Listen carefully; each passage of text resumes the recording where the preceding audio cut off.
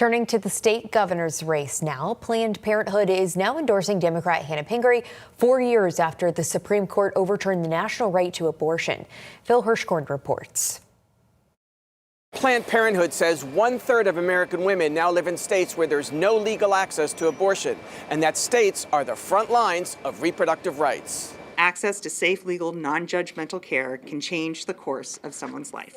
As an example, the group called on Rachel Duddy, a teacher and mother of a 2.5-year-old daughter.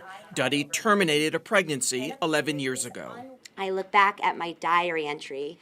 I didn't write about the shame or the regret. I wrote about the empowerment.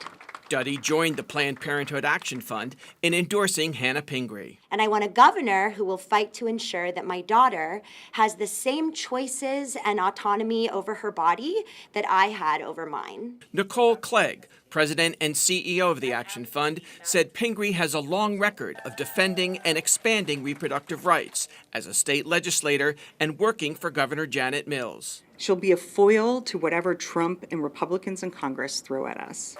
Pingree said she'd work to enshrine the right to abortion in the Maine Constitution. So that this is never again a decision that rests on who happens to be in the White House, the legislature, or the governor's office. Well, in my personal view, abortion is abhorrent. Pingree and Planned Parenthood called Republican gubernatorial candidate Bobby Charles an anti-abortion extremist.